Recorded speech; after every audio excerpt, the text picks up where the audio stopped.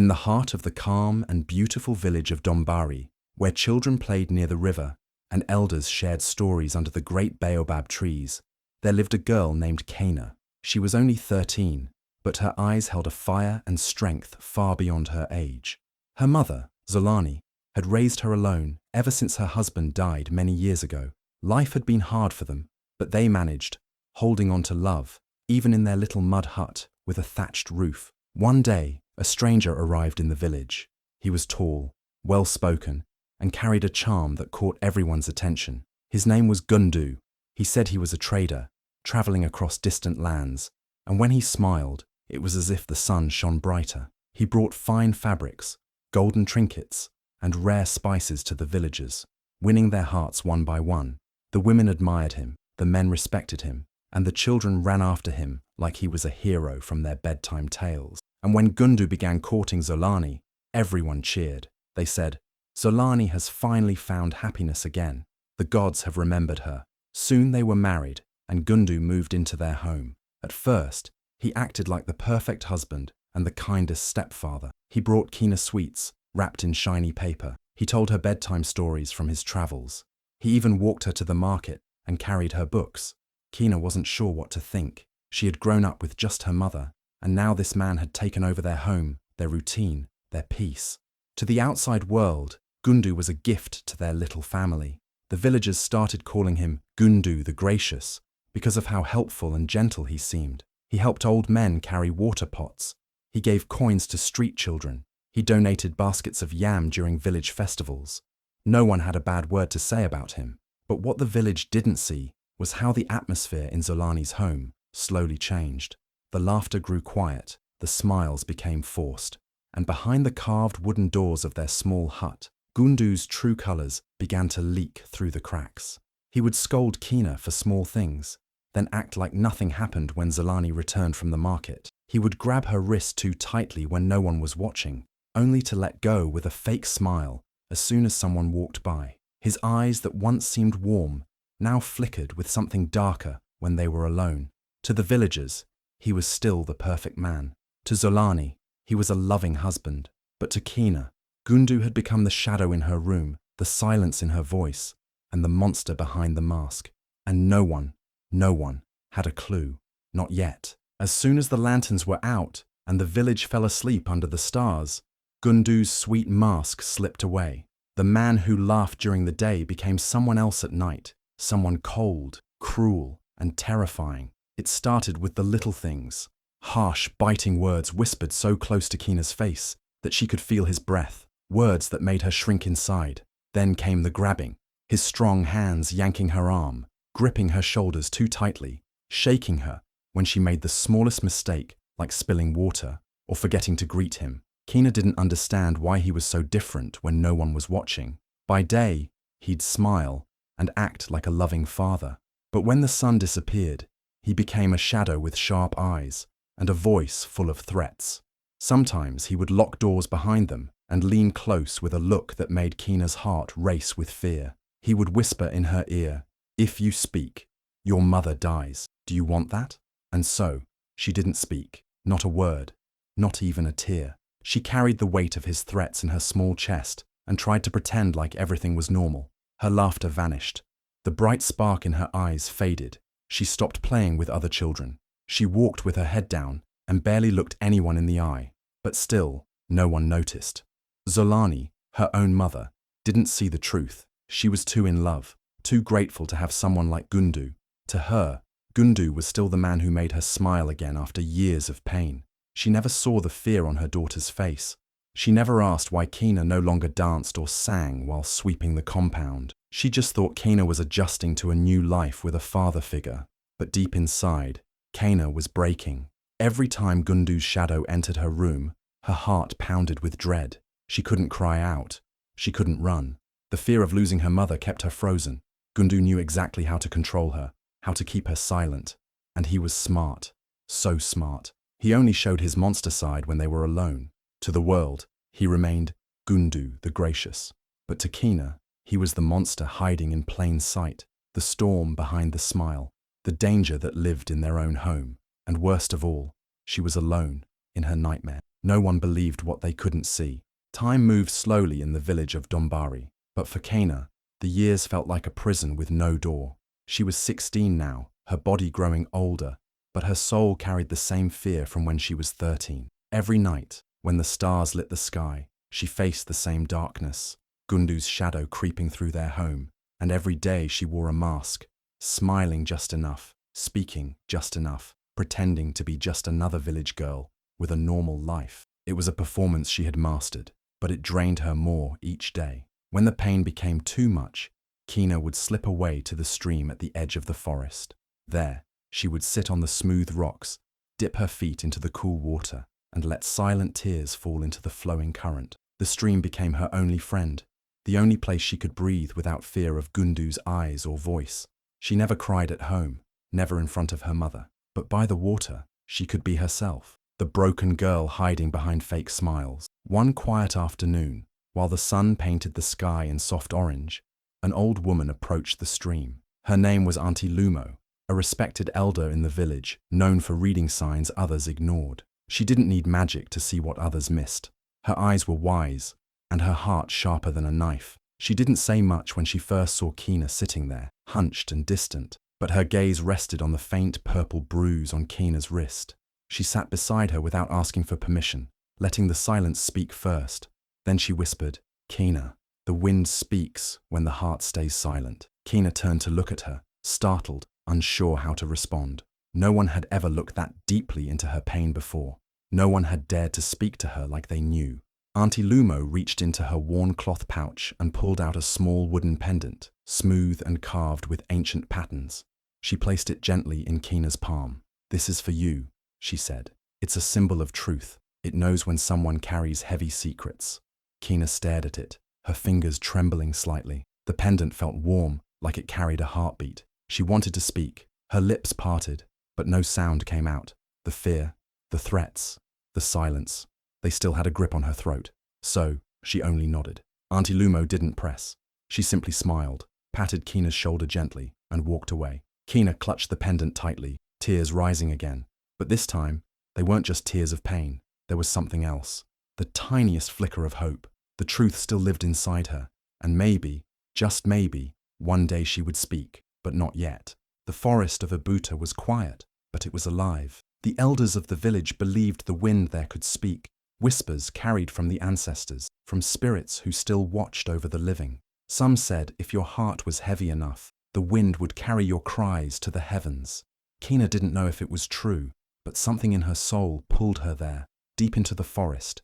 Past the twisted roots and the mossy stones stood the old wind shrine, worn by time, covered in vines, yet still sacred. It was the place her late father used to pray, his voice soft and strong as he called on the spirits of light to protect his family. Now, years later, his daughter stood in the same spot, barefoot, her hair wild from the breeze, her eyes red from crying. She didn't bring offerings, only her pain. She knelt on the cold earth, pressing her forehead to the ground, and whispered her truth to the trees and wind. "I am tired, so tired. I can't carry this anymore. Please, help me. Help me find a way." The wind rustled through the trees, like it heard her. It circled her slowly, lifting strands of her hair and brushing against her skin like a ghost's hand. Then it grew stronger, louder, rushing through the shrine like a voice building strength. And just when Kaina thought she was imagining things, she heard it. A voice. It wasn't loud, it wasn't clear, but it was there. "The mask always falls when the wind changes." Kaina's heart stopped. She looked around, but no one was there. Her breath caught in her throat. The wind continued to howl softly, but she knew what she had heard. That voice. It was deep, familiar, like something she had known long ago. Could it have been her father's spirit speaking to her? Could it be the forest answering her cries? Or was it something inside her, something long buried, finally waking up? She sat there, frozen, for a long time. Her hands shook, but not from fear this time, from something else, a feeling she had not felt in a very long time. Hope. That whisper, whether real or imagined, gave her something she desperately needed, a reason to believe that her pain would not be hidden forever, that one day the truth would come out, that Gundu's lies, his smile, his fake kindness would fall apart. The mask he wore would break. The wind had given her a message, and Kaina was finally ready to listen. The sun had just dipped behind the hills of Dombari when Auntie Lumo arrived at Kina's doorstep, her face more serious than ever. In her hands, she carried something wrapped in old cloth, worn and faded, like it had survived many storms. Kina opened the door, surprised by the visit, but Auntie Lumo didn't say a word at first. She just walked in slowly, sat down, and unwrapped the bundle. Inside was a thick, dusty leather journal. The corners were frayed, and the pages yellowed with age. "This belonged to my sister," Auntie Lumo finally said, her voice soft but filled with weight. "She died years ago, in a different village. She was married to a man named Gundu." Kina's heart dropped. Auntie Lumo opened the journal gently, flipping through the pages filled with delicate handwriting and tear-stained words. Her sister had written everything, every nightmare, every bruise, every scream swallowed in the darkness. The pages told stories too familiar. It was like Kina was reading her own life, but it didn't stop there. There were names of other towns, dates, names of women who had vanished after marrying a man who called himself kind, a man who showed up with gifts and charm, a man who danced at festivals and prayed at shrines, and then disappeared when the whispers grew too loud. It was a pattern, a haunting trail left behind, a line of broken lives and buried truths. Gundu wasn't new to this. He was a monster in disguise. Kina's hands trembled as she held the journal. Her eyes scanned the ink, her chest heavy with a mixture of fear and fury. Her voice cracked as she whispered, This monster has done it before." Auntie Lumo placed a firm hand on Kina's shoulder. "Yes, child, and he won't stop unless someone stops him." For the first time, Kina didn't feel alone. She wasn't just a scared girl in a quiet village. She was a survivor, and now she held the proof. The truth was no longer locked in her heart. It was written, recorded, undeniable. Gundu's past was finally exposed. Kina knew what she had to do. No more hiding, no more silence. The mask Gundu wore was about to fall, and this time it would shatter, because now it was her time. The Festival of Masks had always been the most awaited day in Dombari. Drums echoed through the hills, dancers filled the streets, and laughter rang out as people wore colourful disguises to shed their worries and speak their truths in secret. It was a tradition that allowed even the quietest voices to be heard without fear, hidden behind painted wood and fabric. But this year, something different stirred beneath the surface. Something powerful. Kina walked through the village, her heart pounding under her chest like a drumbeat. She wore a bright red bird mask, feathers flaring like flames around her face. Her hands trembled, but she gripped the leather journal tight against her chest. The same journal that held the secrets of women like her, the silent, the broken, the forgotten. Today, she wouldn't be one of them. She climbed the storyteller's rock in the center of the village square, the very stone where ancient tales were passed down. The music softened. The crowd, dressed in laughter and masks, turned to look. Kina's voice, though shaky, cut through the air like a blade. "I was hurt, every night, by a man you all praise." A wave of silence swept the square. Faces turned. Whispers started. Gundu, standing among the elders, let out a forced chuckle. "These festivals make people say strange things," he said, trying to laugh it off. "It's all part of the fun." But Kina didn't stop. She held up the journal. "This is not fun. This is truth. And I'm not the only one." The air thickened. Then, from the edge of the crowd, Auntie Lumo stepped forward. She removed her silver moon mask, revealing her solemn face. "I gave her that journal," she said firmly, "because my own sister died at the hands of the same man." Gasps filled the square. Then another girl stepped out. Her mask, a soft green turtle shell, dropped to the ground. "He did it to me when I was just 12, in the village of Ndiko." And then another and another. One by one, girls from nearby villages, hidden in the crowd, pulled off their masks and shared the same pain, the same story. It was as though a dam had broken, and all the voices Gundu tried to silence came rushing out with a roar. The crowd stared at Gundu now, not with admiration, but disgust. He no longer looked like Gundu the Gracious. He looked like a man cornered by truth. His smile faded. His charm couldn't save him anymore. The Festival of Masks had become something else that day. Not just a celebration of stories, but a day of reckoning. A day where silence ended, and courage stood unmasked. The morning after the Festival of Masks, the air in Dombari was heavy with anticipation. The entire village seemed to hold its breath, waiting for what Kina would do next.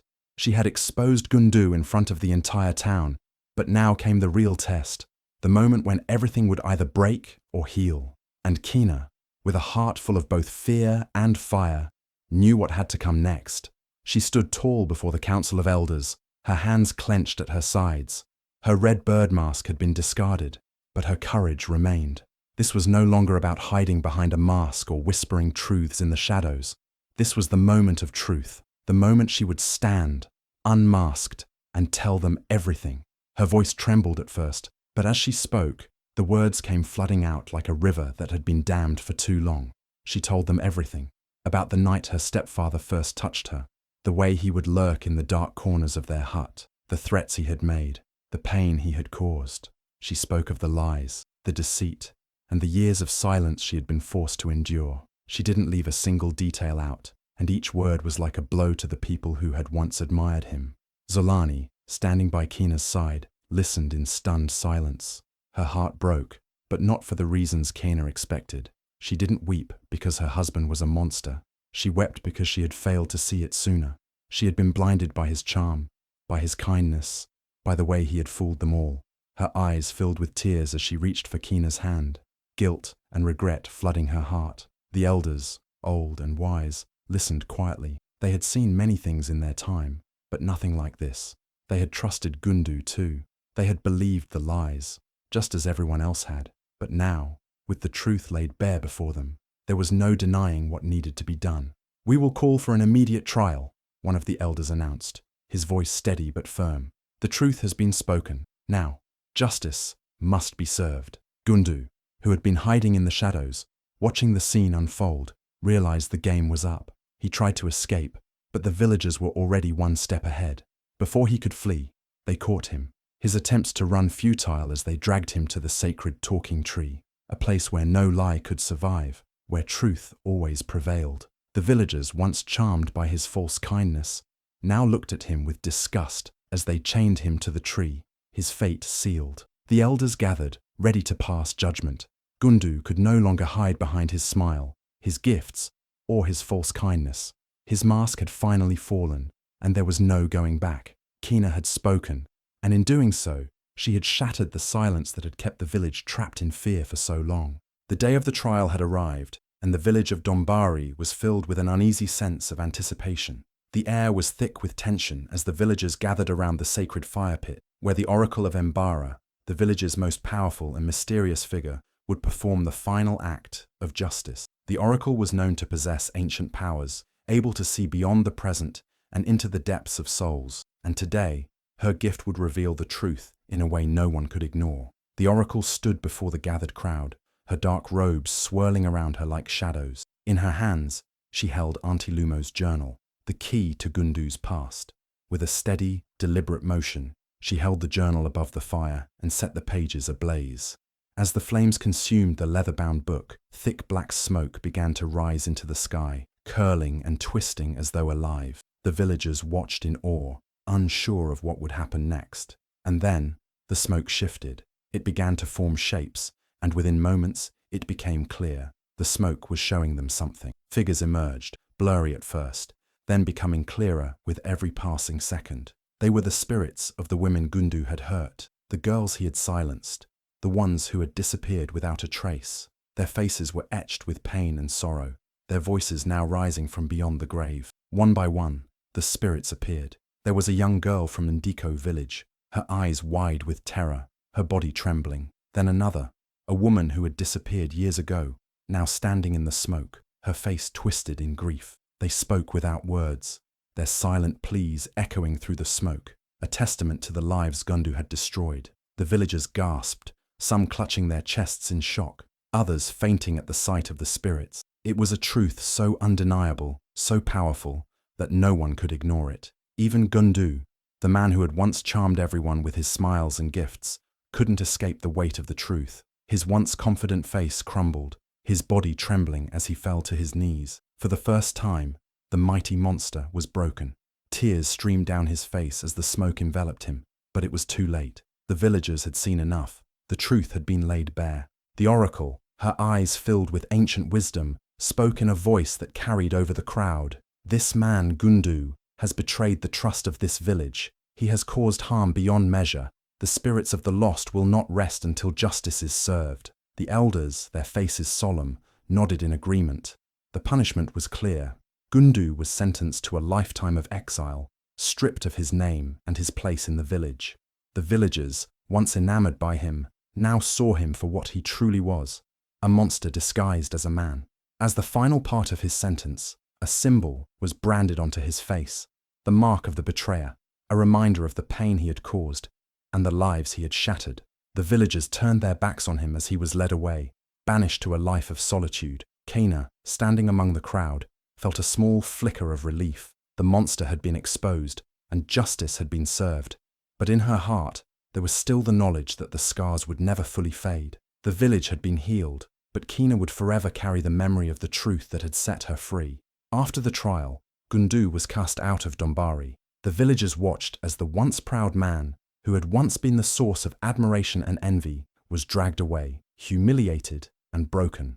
His hands were bound, and his once grand cloak of authority had been stripped from him, leaving only the dirt-streaked, tattered clothes that marked his fall from grace. No longer was he the charming Gundu who danced at festivals or brought exotic gifts from distant lands. Now, he was simply a shadow of the man he had been, forgotten and cursed. Gundu wandered from village to village, his pleas for mercy falling on deaf ears. Every door he knocked on was slammed in his face. People who had once welcomed him with open arms now turned their backs on him, unwilling to offer a single ounce of kindness. His name, once whispered with reverence, was now nothing more than a curse.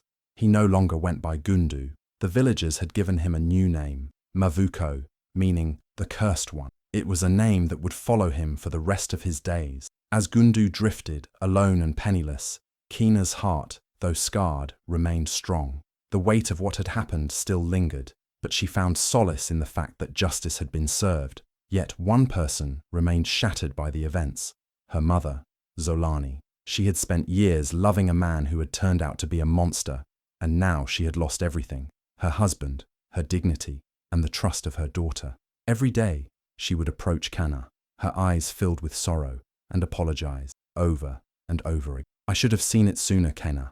I failed you," Zolani would say, her voice breaking. "I failed both of us." Kaina, wise beyond her years, could see the pain in her mother's eyes.